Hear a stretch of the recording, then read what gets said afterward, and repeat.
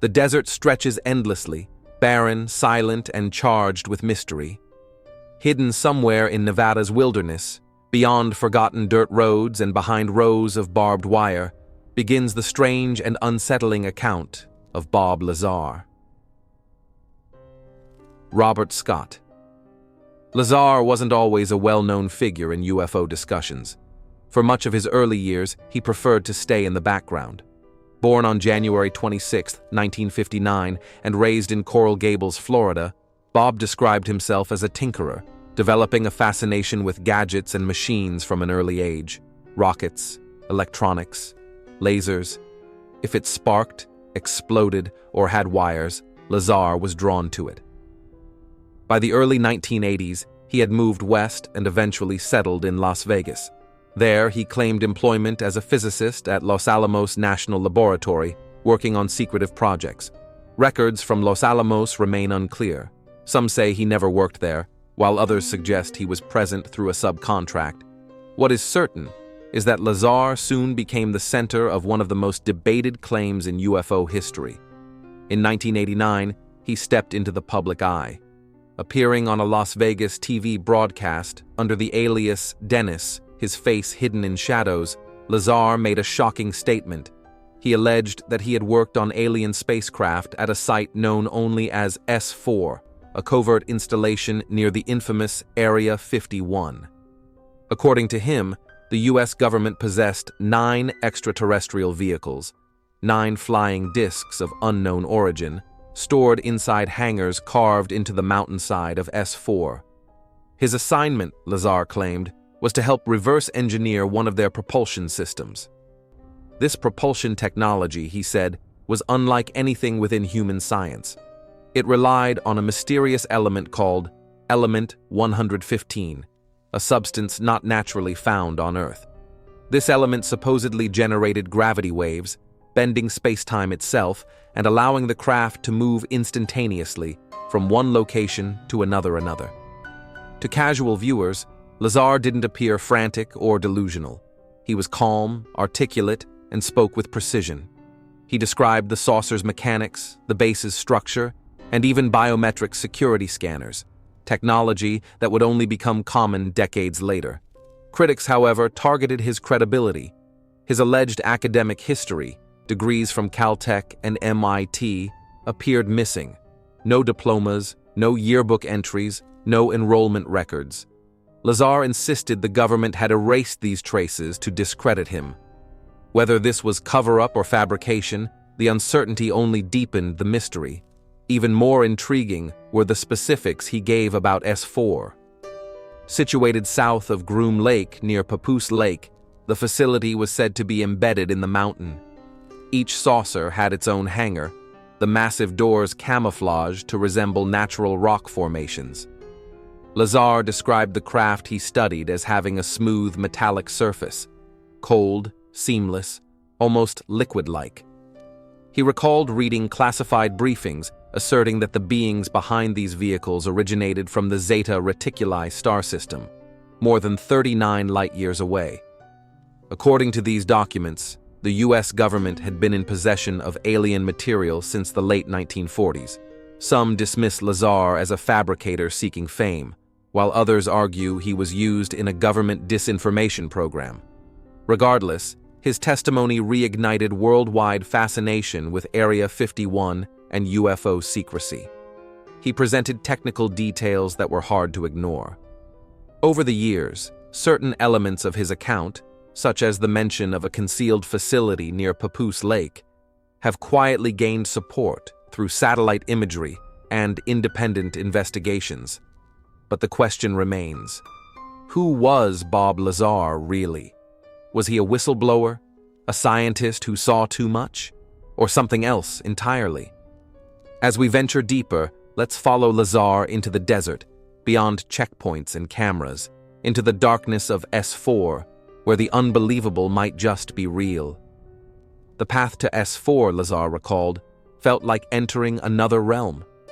After rigorous background checks, lie detector tests, and security approvals, he was transported in a bus with covered windows from Groom Lake to the base. The route was hidden.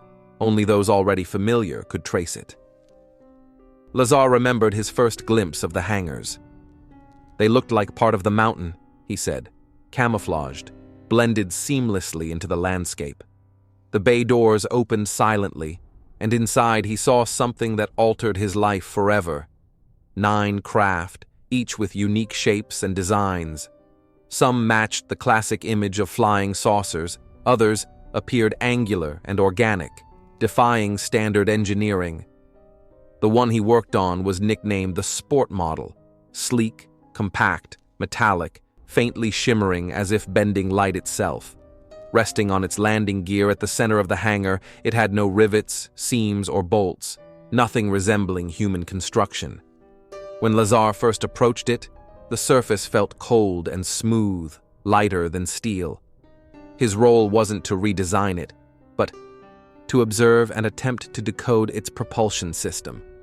Yet the implications were obvious. Inside, everything felt oddly scaled, the ceilings low, the chairs small, as if intended for beings 3 to 4 feet tall. The interior was minimalistic, curved walls, no panels or wiring, only a central column stretching floor to ceiling. That column, he was told, was the reactor. At its core was the gravity amplifier. Lazar explained that 3 amplifiers were arranged in a triangular formation beneath the craft. These generated gravitational waves that could be aimed and manipulated. It wasn't propulsion in the usual sense. It was distortion. By warping space-time, the craft moved not by thrust, but by falling into bent space ahead of it, compressing what lay in front while stretching what was behind. The result, silent, instantaneous travel. The reactor that powered this was fueled by element 115. At that time, the element didn't exist on the periodic table. Lazar claimed it was stable in the form found in the craft, producing immense power without radiation or cooling systems. Bombarded within the reactor, it released anti-gravitational energy. That energy, guided through wave channels, fed the amplifiers beneath the craft. Lazar admitted he never fully grasped the system. It was centuries beyond human science. Research teams were isolated from one another.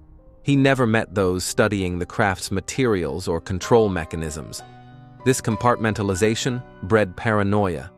Armed guards patrolled hallways. Conversations were monitored. Workers were warned never to talk outside the facility. Punishments for breaking protocol were severe. One day, Lazar claimed he witnessed a live test. The Sport Model rose silently into the air, hovered, then zipped away at impossible angles, fluid, effortless, alive. No roar, no exhaust, only a faint chest-deep vibration, like a hidden hum. Watching it, Lazar realized this wasn't foreign tech from another country. It was something non-human. Over time, his knowledge grew, but so did his unease. Helicopters lingered near his home.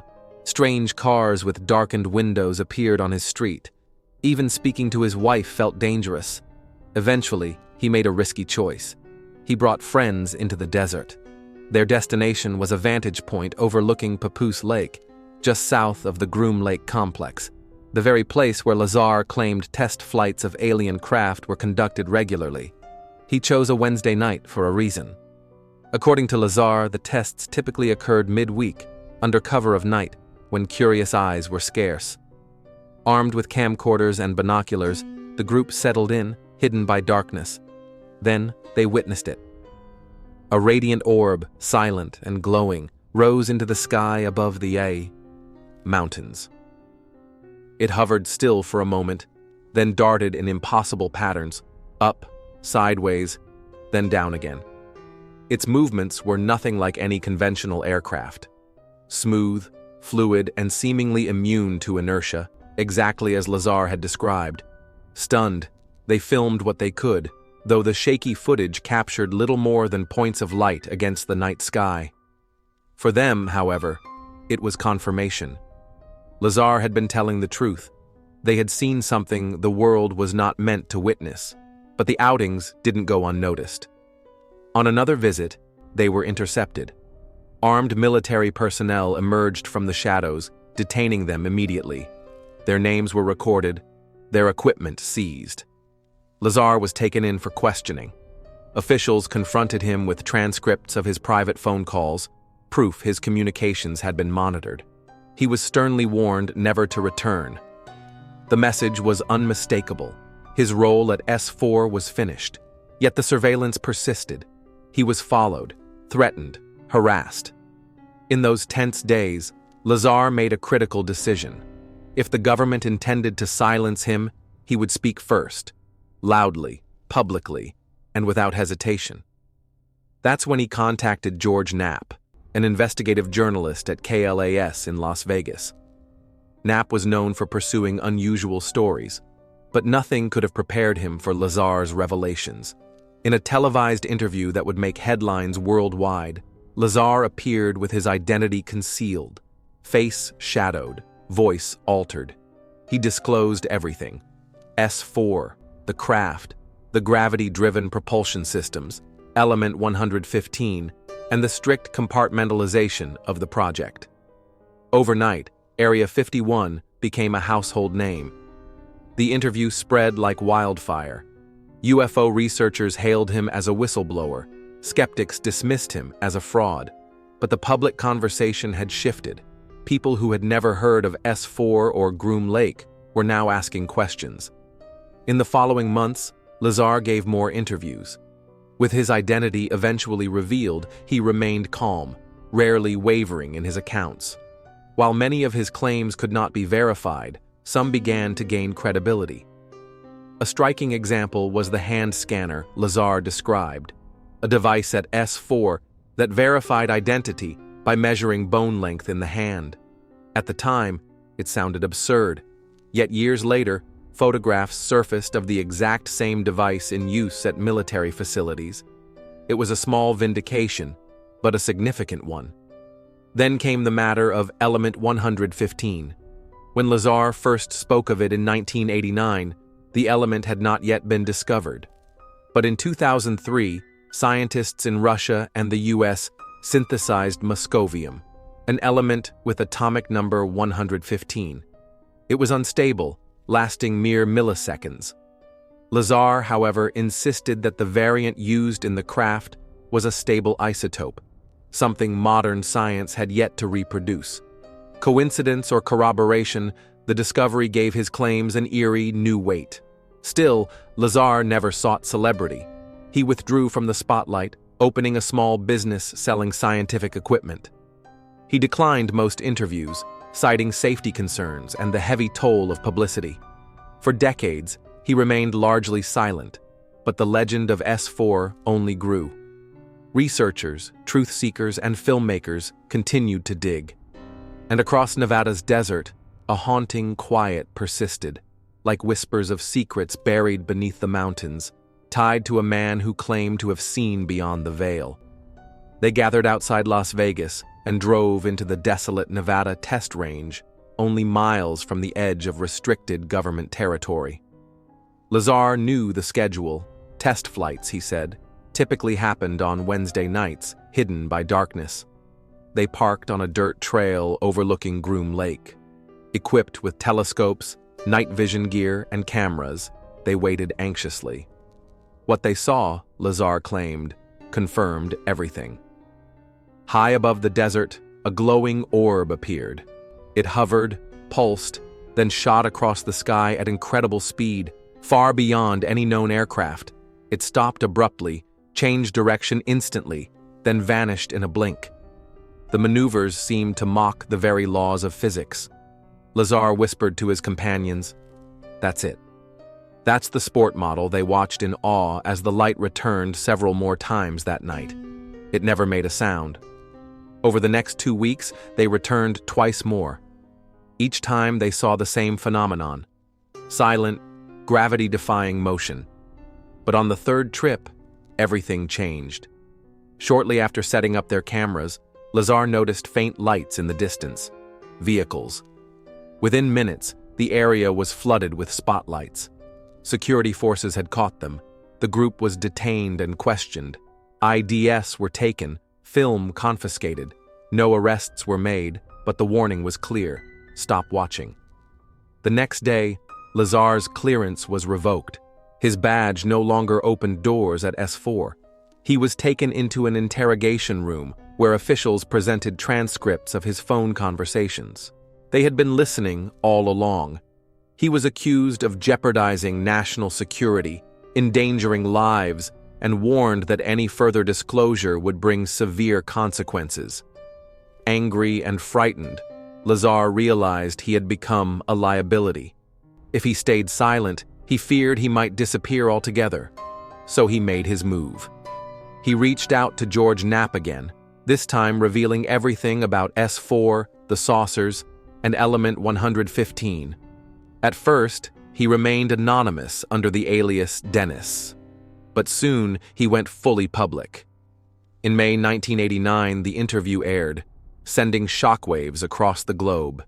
Here was a man, calm and articulate, claiming first-hand knowledge of extraterrestrial technology hidden under government control. UFO believers celebrated, skeptics tore into him. Either way, Bob Lazar's name was now forever linked to Area 51. In the days that followed, his life unraveled. He received threats. His reputation was attacked. Journalists camped outside his home. Friends drifted away. Still, he didn't retract a word. He admitted his story would be doubted, his academic background unverifiable, his employment history at Los Alamos contested. Yet Lazar stood firm. He insisted the truth had been buried, and that he had nothing to gain by fabricating his tale. Over time, fragments of his story found validation. The hand scanner, once ridiculed, later confirmed. Element 115, once hypothetical, eventually synthesized. But Lazar never returned to S4. He moved on, running a scientific supply business and avoiding the spotlight. But the shadow of what he claimed to have witnessed never left him. For believers, he had already said enough to suggest humanity was not alone, and that the desert held secrets far stranger than most dared imagine. Chapter 4: The Fallout and the Doubt. When Bob Lazar stepped into public view in 1989, he expected skepticism. What he didn't anticipate was how thoroughly his life would be dismantled. Journalists, critics, and government agents dug relentlessly, eager to expose him as a fraud. Their first target, his education. Lazar claimed degrees from MIT and Caltech, but investigators found no records, no transcripts, no yearbooks, no student rosters. It was as if he had never attended at all. Lazar argued his records were deliberately erased as part of a cover-up.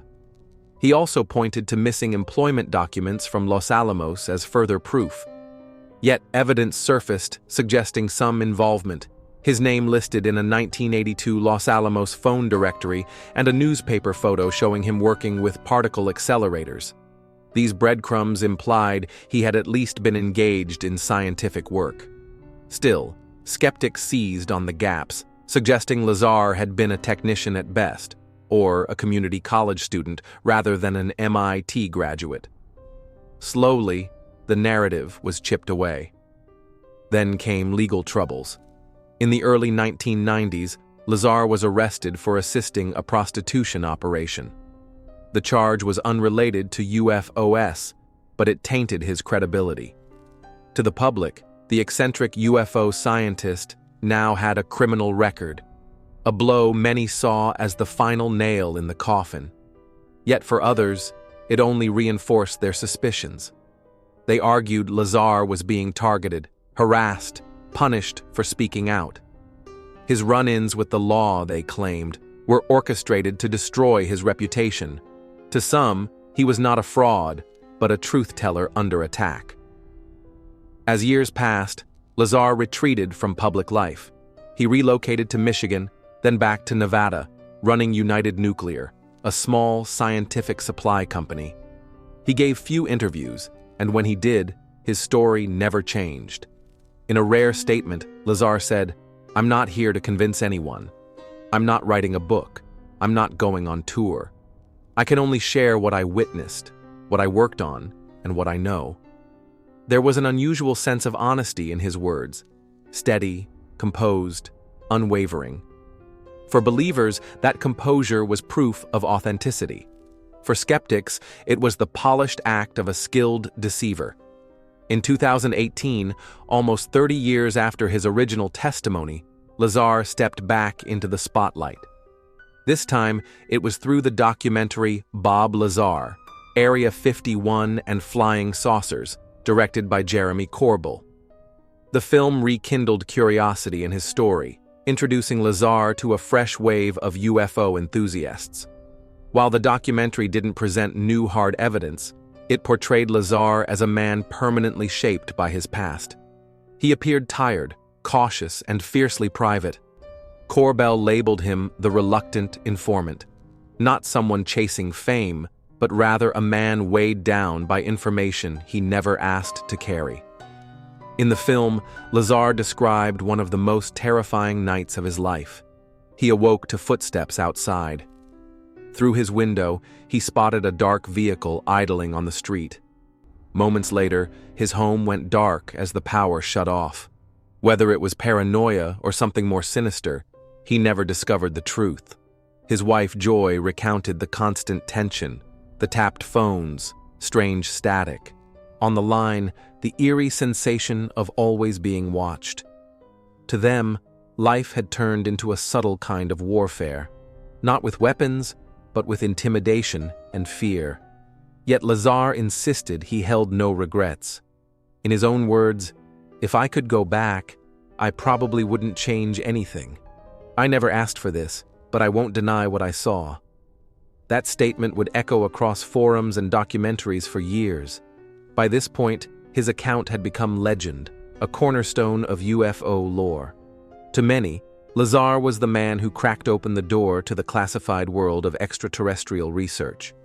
To others, he remained a skilled fabricator with just enough technical jargon to sound convincing. But perhaps the bigger question wasn't if Lazar was telling the truth, but why his narrative continued to resonate so deeply.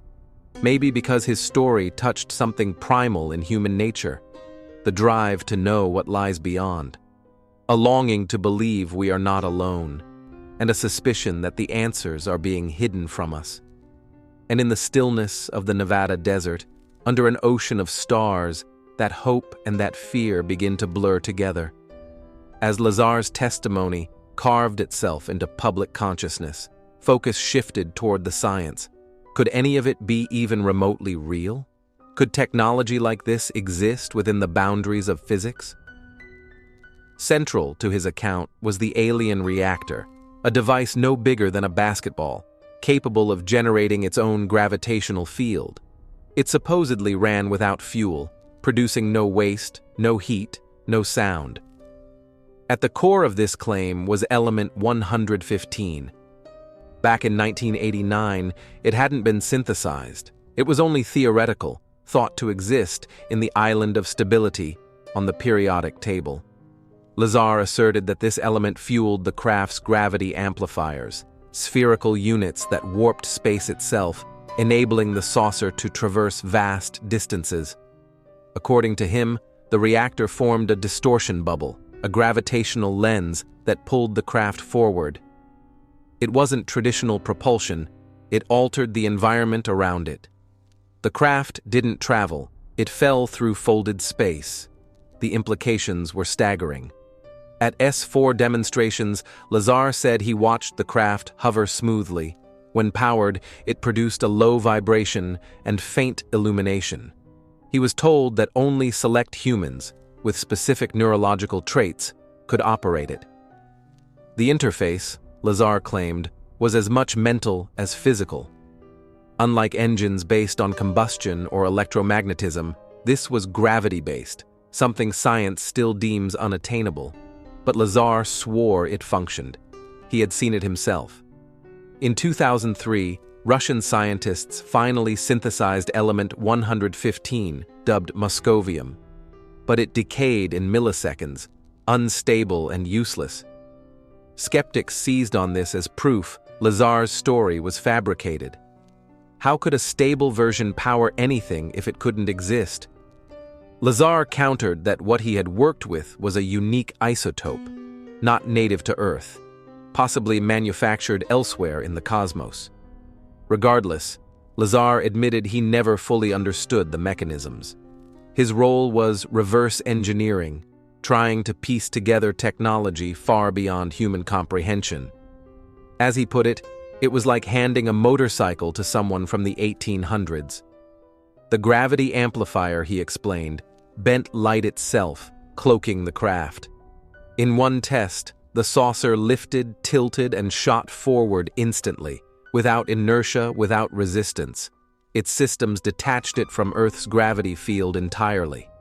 Stranger still, the craft flew belly first, not nose first. The amplifiers were fixed on its underside, and by angling them forward, the ship essentially fell in that direction. It contradicted all known aerodynamics. For physicists, it posed a paradox. If true, such a machine would rewrite propulsion, making fossil fuels and rockets obsolete. And if scalable, it could enable interstellar travel. Yet humanity has never created a usable gravitational field. Even with Einstein's theories and the study of gravitational waves, it remains beyond our reach. Still, Lazar described it with quiet confidence. He sketched diagrams of amplifiers, reactors, and waveguides, insisting the craft bent both space and time. Critics accused him of technobabble, clever jargon masking a lack of proof. But others sensed authenticity, hearing the tone of a man humbled by what he'd seen. His testimony inspired not just curiosity, but experimentation. Engineers, researchers, and fringe scientists began exploring ideas like inertial dampening, exotic matter, and gravitational shielding. Lazar, whether genuine or not, had planted a seed. And that seed continued to grow, in basements, in labs, in imaginations, shaping the belief that perhaps humanity is only scratching the surface of what is possible. As the shock of Lazar's revelations settled, the world began responding, not explosively, but with ripples, subtle and far-reaching, ripples that spread through government agencies, scientific circles, conspiracy forums, and late-night radio shows. The first reaction came from the media.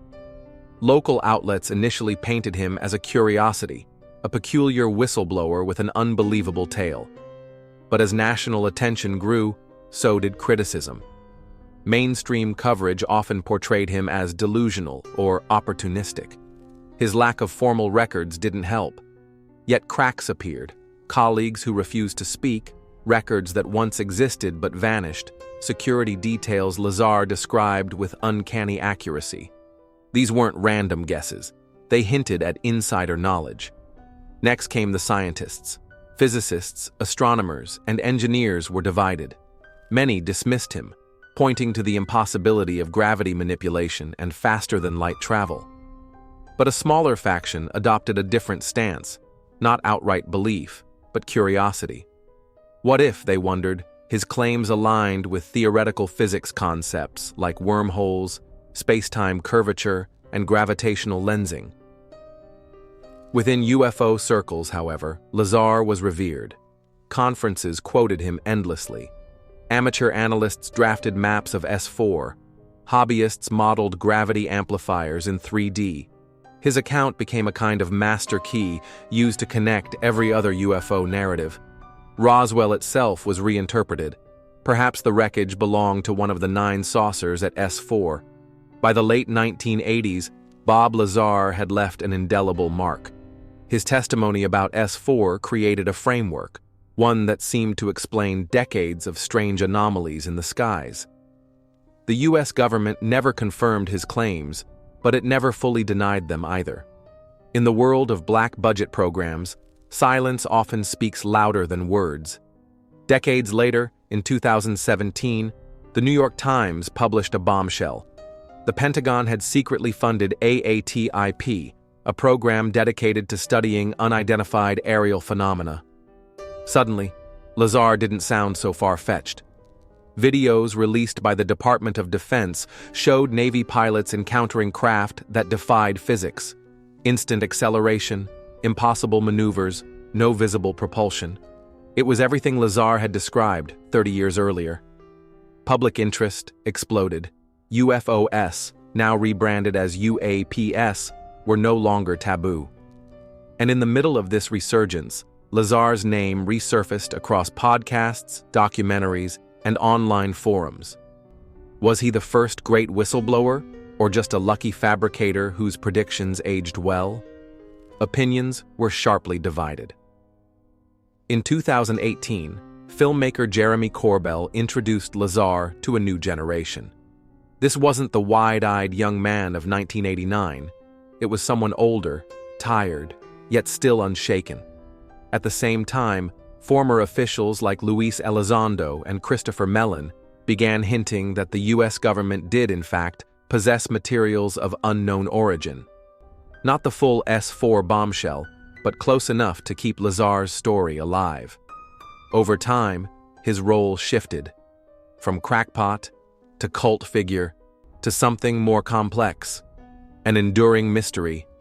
He never cashed in. No book deals, no convention tours, no merchandise. Instead, he ran a scientific supply shop. And yet, his life was shadowed by scrutiny. Constant inspections, delayed shipments, strange surveillance. Enough to unsettle, but never enough to silence him. When asked if he feared for his life, Lazar answered with quiet finality, "Not anymore. At first, yes. But then you realize you're just a small piece of a very large puzzle. They don't need to eliminate you, they just need to discredit you." And that, perhaps, was the most striking part. His consistency. For decades, he never altered his story, never retracted it, never embellished. In a world full of frauds and shifting claims, that consistency became his badge of honor.